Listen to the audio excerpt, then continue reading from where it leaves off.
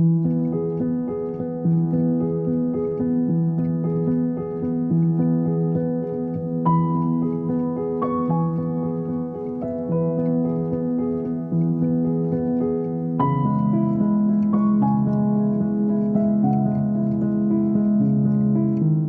name's Bob Clay.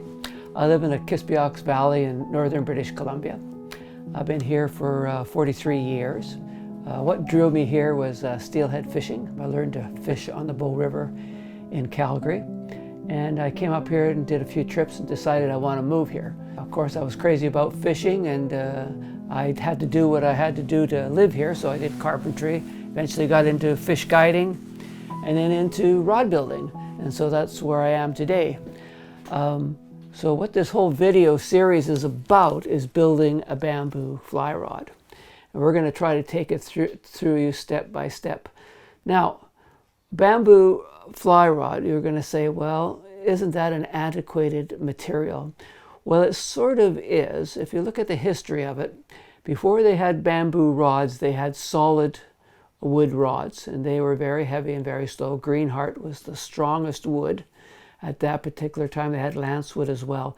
Then they moved into split bamboo. Bamboo is very strong on the outside, but it's of a certain diameter. So how are you going to make that smaller? Well, you split it and glue it together. So this made a stronger rod than what they had before. This rod was prevalent up to about World War II. During World War II, the fiberglass tube was developed mostly for aircraft work, and they started making fishing rods out of fiberglass tubes, and it was a lot easier to make a fiberglass tube than to make a bamboo rod where you had to split it and glue it and stick it all together. Now, there are some people that stuck with bamboo rod because they really like the feel of it. They like the workmanship, they like the art, they just liked it in their hand. Then came graphite rods, which is we have today, that are state of the art, and they're the quickest response of any rod you're going to get. The modulus is the highest. That's the degree of bend and how fast it comes back to stationary. But again, there's something to be said about bamboo. Its sensitivity, and also the bamboo rod of today is not the bamboo rod of yesteryear. The modern bamboo rod, as I call it, has a lot of things going for it that the old bamboo rods didn't. They're lighter, they're quicker, and the designs are a lot better. And those are all things that we've learned from the people who came before us. So, and it's an onward going thing. It's still developing. Books are written about it. I'll show you some books in a little while. There's been conferences about it. Every couple of years we have a conference at Corbett Lake, which is now moved to Kamloops, British Columbia. It started off in 1988, and it happens every 2 years, and rod builders come from all the Pacific Northwest at that time, Washington, California, Oregon, and Alberta and British Columbia. Since those first meetings, now these meetings are all over the United States. So that's a really good place to go to learn how to build a bamboo rod as well. You can learn a lot of things from what I call your mentors there, people who have been doing it for quite a while. The other thing is the books. The first book I read was The Master's Guide to Building a Bamboo Fly Rod, written by Hoagy Carmichael, and it was about Mr. Garrison, and he was a bamboo rod builder in the East. Anyway, this is sort of the first book in what we consider the Bible about how to build a bamboo rod. So I think everybody should have one of these. And there's been several different books written since then. Another really nice book to get is The Lovely Reed. It's a very well-written book about rod building.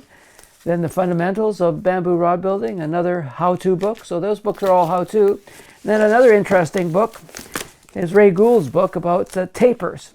And that's one of the things we're going to talk about. The first thing you really got, if you're going to build a bamboo rod, is you got to figure out what you're going to build. So if you look in books like this, and The Lovely Reed, and all of these books have rods that you can build on them. They have the basic numbers. So the starting place. So if you wanted to fish for trout on a small stream or something and you wanted to build a 7.5-foot rod, or if you wanted to fish for Atlantic salmon, you might want a 8-foot 9 rod for a 7/8. So you're going to decide when you're going to build a rod what you're going to build first. And in these books you can find those tapers to start off with. Tapers are kind of highly coveted by bamboo rod builders. I've developed my own tapers, and so have a lot of builders. But we all started from yesteryear. We were always building upon what's been done before. And so you build a rod, and then you see what you like about it. And if you're a decent caster, you say, well, this rod doesn't quite feel good doing this, or I've got to tweak it here or tweak it there. And that's how you develop your own tapers and things, by doing it. So you've actually got to do it. It's pretty hard to go to a book and just pick out a taper that's going to be just right for you. So what we're going to do in this series of videos is we're going to show you how to build a bamboo rod right from the basic bamboo culm onwards. So we're not going to say these are the tools that you need to build it, but as we go along, I'm going to show you the tools that you're going to need for every operation. Some of the tools are going to be really basic, and some of them are going to be a little more advanced. And you've got to kind of decide which direction you're going to go in.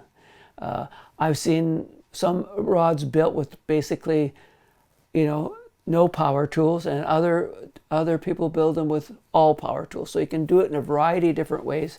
But the fundamentals of building a bamboo rod are the same, no matter if you got power tools or you got basic tools. What you got to do to get there is the same. So the bamboo that we get today, it's selected over in China, comes over here, and then it's distributed in North America. But so getting your culms, that's going to be your first job. So you're going to buy the basic raw material. You can't go to a furniture store or a plant store and buy it. You've got to buy it from the people who sell it for rod building, because you're going to get something that's cosmetically better, straighter, and more sound. Okay, so you don't want to fool around with inferior product if you're going to put all this time and energy into building a rod. So first we talked about the books and getting your taper. So that's going to be your first job, is finding the taper that you want to build. Then we're going to go through culm selection, how we're going to space the nodes. After that, we're going to show you about flaming, heat treating, splitting, and then we're going to get into straightening. And then we're going to get into the planing and making it into the strips. Now, there's a lot of different formations of bamboo rods. They're all different. We got 4-sided rods, 5-sided rods, 6-sided rods, 7, it can go on infinitum. But the most common, and probably where you want to start, is in a 6-sided rod. Myself, I build 5-sided rods, which is a pentagonal shape. I find it the strongest weight per strength ratio. It does have certain problems with it, as all things do. 6-sided rods are easier after you build them to measure them to see if you made them accurately. 5-sided rods, you've got to be pretty sure of your strip dimension to make it, to do your repeatability. And that's one of the biggest things in bamboo rod building, is repeatability. So we're working in thousandths of an inch. Now that may sound really strange, but if you've got the tools to measure it, it's just like having a tape measure and cutting a 2x4. So don't let that get to you. So after we've made the strips, then we're getting to hollowing. Hollowing makes the bamboo rod lighter. You can make a solid rod or you can make a hollow rod. So we're going to kind of diverge a little bit. So once we've got the strips made, the hollowing, then comes the gluing and the cleaning of the glue and the strips, making sure everything works out right. Then you've made the basic blank. So just if you're like a rod builder, would make graphite rods, you'd buy a blank, and then you'd buy the guides and the cork for the handle and all those different things. It would be that you'd be at that same process.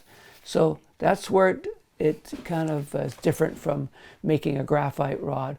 A graphite rod, you're buying the blank. Here you're making the blank. Now, the great thing about making a bamboo rod is that you can make anything you want. When you buy a graphite blank, you're buying somebody else's idea and you're putting it together. So you're making a kit. it's always going to come out sort of like that. But if in a bamboo rod, if you make a rod you don't like it, you can tweak it and change it. Or if one day you decide you want to make a Spey rod, or you want to make a little tiny rod for a trout seam that's 6 feet long, you can make that too. So this really gives you a lot of scope, a lot of different ways you can go, which you can't do in graphite. So you've got that control that you wouldn't have. And you can learn lots of skills along the way. You can buy your components. You can buy your snake guides, your ferrules, your reel seats, or you can make them yourselves. So you can make the whole thing yourself out of raw materials, or you can make just parts of it. I myself, I make the blanks all the way through. I buy the guides on there. I just don't have the time to make those on a commercial basis. But we're going to show you how to make the blank and how to mount the accessories onto it.